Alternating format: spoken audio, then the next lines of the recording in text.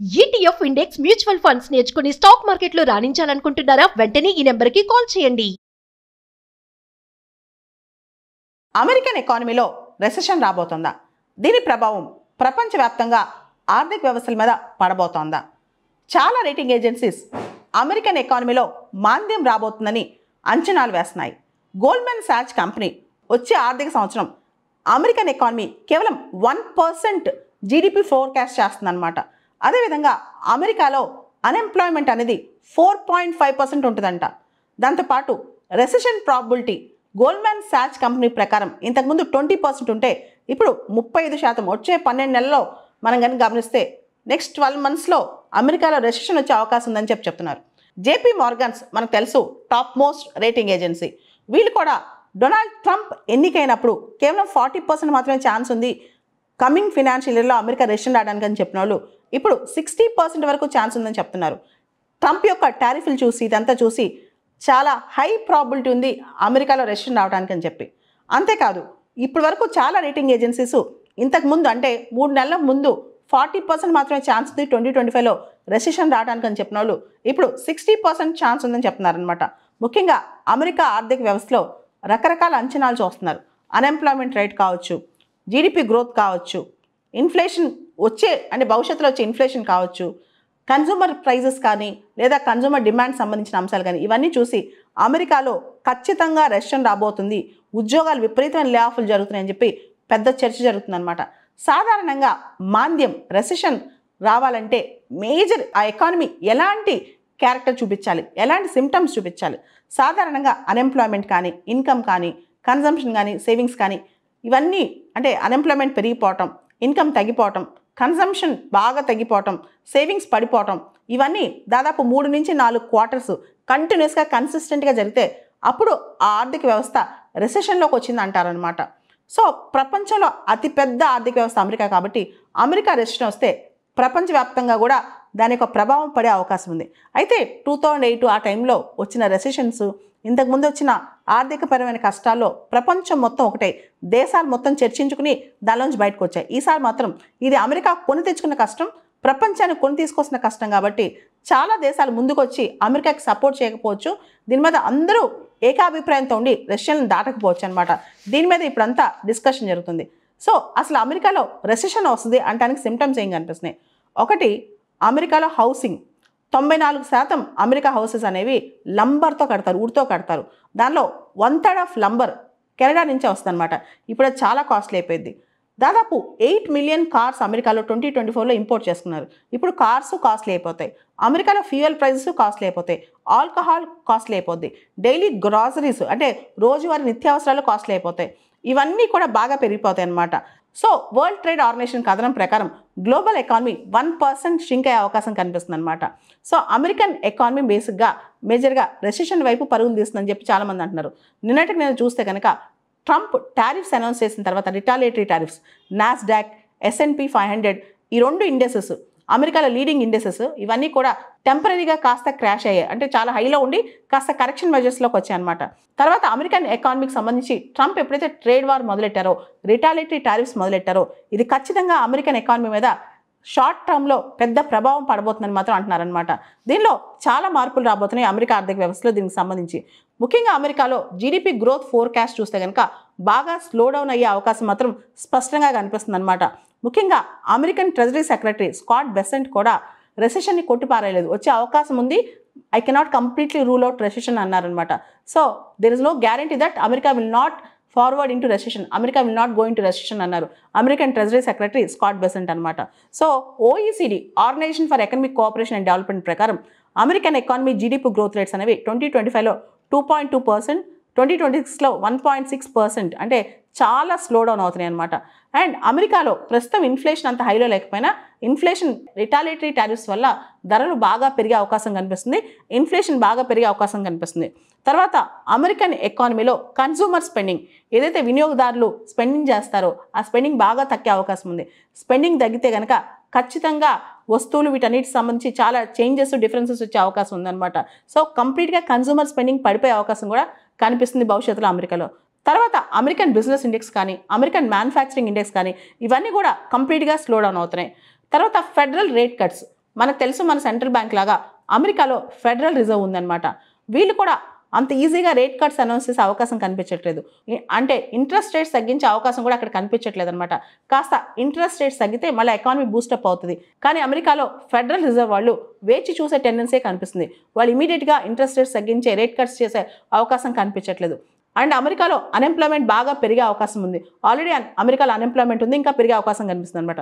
మొత్తానికి Trump trade war కావచ్చు, తర్వాత అమెరికాలో స్లో డౌన్ అవుతున్న జీడీపీ గ్రోత్ రేట్స్ కావచ్చు, అన్ఎంప్లాయ్మెంట్ కావచ్చు, consumer spending, consumer sentiments decline అవడం కావచ్చు, రీటైల్ సేల్స్ తగ్గటం కావచ్చు, ఇవన్నీ అమెరికాలో జరగబోతున్నాయి అంటూ చాలా రేటింగ్ ఏజెన్సీస్ అమెరికాలో రెసెషన్ రాబోతుంది, ఇంత పెద్ద ఆర్థిక వ్యవస్థలో రెసెషన్ వస్తే దాని ప్రభావం ప్రపంచ దేశాల మీద పడబోతుంది అని చెప్పి దాదాపు 60% ఛాన్స్ ఉంది అమెరికాలో 2025 చివరికల్లా రెసెషన్ రావడానికి అని చెప్పి పెద్ద పెద్ద రేటింగ్ ఏజెన్సీస్ చెప్తున్నాయి. అమెరికన్ ఎకానమీలో రెసెషన్ రాబోతుందా?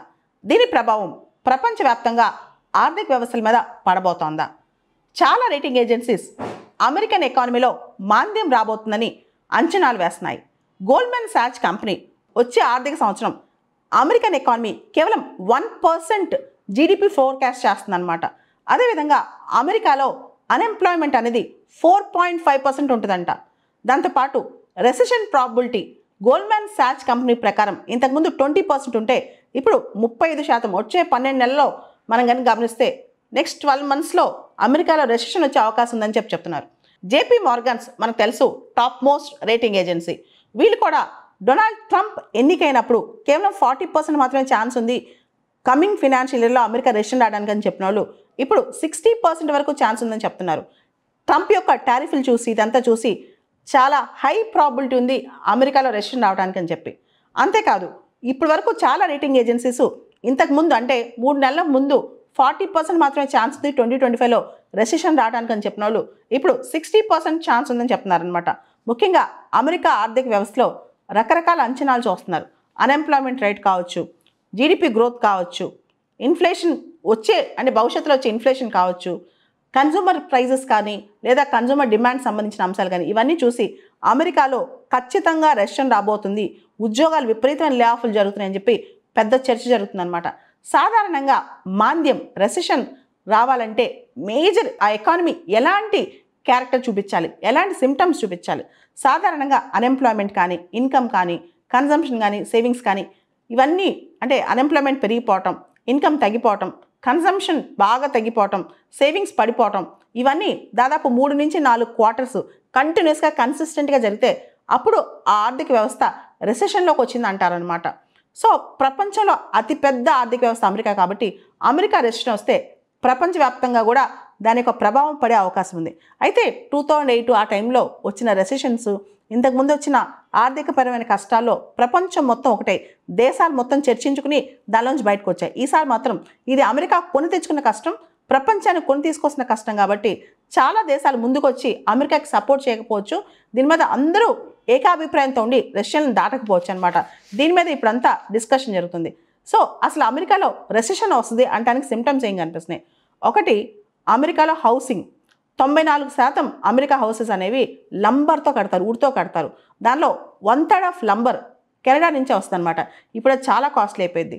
దాదాపు 8 మిలియన్ కార్స్ అమెరికాలో 2024లో ఇంపోర్ట్ చేసుకున్నారు. ఇప్పుడు కార్స్ కాస్ట్లీ అయిపోతాయి, అమెరికాలో ఫ్యూయల్ ప్రైజెస్ కాస్ట్లీ అయిపోతాయి, ఆల్కహాల్ కాస్ట్లీ అయిపోద్ది, డైలీ గ్రాసరీస్ అంటే రోజువారీ నిత్యావసరాలు కాస్ట్లీ అయిపోతాయి. ఇవన్నీ కూడా బాగా పెరిగిపోతాయి అన్నమాట. సో వరల్డ్ ట్రేడ్ ఆర్గనైజేషన్ కథనం ప్రకారం గ్లోబల్ ఎకానమీ 1% షింక్ అయ్యే అవకాశం కనిపిస్తుంది అనమాట. సో అమెరికన్ ఎకానమీ బేసిక్గా మేజర్గా రెసెషన్ వైపు పరుగులు తీస్తుందని చెప్పి చాలామంది అంటున్నారు. నిన్నటికి నేను చూస్తే కనుక ట్రంప్ టారిఫ్స్ అనౌన్స్ చేసిన తర్వాత రిటాలియేటరీ టారిఫ్స్, నాస్డాక్, S&P 500 ఈ 2 ఇండెసెస్ అమెరికాలో లీడింగ్ ఇండెసెస్ ఇవన్నీ కూడా టెంపరీగా కాస్త క్రాష్ అయ్యాయి. అంటే చాలా హైలో ఉండి కాస్త కరెక్షన్ మెజర్స్లోకి వచ్చాయి అనమాట. తర్వాత అమెరికన్ ఎకానమీకి సంబంధించి ట్రంప్ ఎప్పుడైతే ట్రేడ్ వార్ మొదలెట్టారో, రిటాలియేటరీ టారిఫ్స్ మొదలెట్టారో ఇది ఖచ్చితంగా అమెరికన్ ఎకానమీ మీద షార్ట్ టర్మ్లో పెద్ద ప్రభావం పడబోతుందని మాత్రం అంటున్నారనమాట. దీనిలో చాలా మార్పులు రాబోతున్నాయి అమెరికా ఆర్థిక వ్యవస్థలో దీనికి సంబంధించి. ముఖ్యంగా అమెరికాలో జీడిపి గ్రోత్ ఫోర్కాస్ట్ చూస్తే కనుక బాగా స్లో డౌన్ అయ్యే అవకాశం మాత్రం స్పష్టంగా కనిపిస్తుంది అనమాట. ముఖ్యంగా American treasury secretary Scott Bessent కూడా రెసెషన్ని కొట్టిపారేయలేదు, వచ్చే అవకాశం ఉంది, I cannot completely rule out recession అన్నారనమాట. So there is no guarantee that America will not forward into recession, America will not go into recession అన్నారు American treasury secretary Scott Bessent అనమాట. So OECD, organisation for economic cooperation and development ప్రకారం American economy GDP growth rates అనేవి 2025లో 2.2%, 2026లో 1.6%, అంటే చాలా slow down అవుతున్నాయి అనమాట. And అమెరికాలో ప్రస్తుతం ఇన్ఫ్లేషన్ అంత హైలో లేకపోయినా ఇన్ఫ్లేషన్ రిటాలిటరీ టారిఫ్స్ వల్ల ధరలు బాగా పెరిగే అవకాశం కనిపిస్తుంది, ఇన్ఫ్లేషన్ బాగా పెరిగే అవకాశం కనిపిస్తుంది. తర్వాత అమెరికన్ ఎకానమీలో కన్సూమర్ స్పెండింగ్, ఏదైతే వినియోగదారులు స్పెండింగ్ చేస్తారో ఆ స్పెండింగ్ బాగా తగ్గే అవకాశం ఉంది.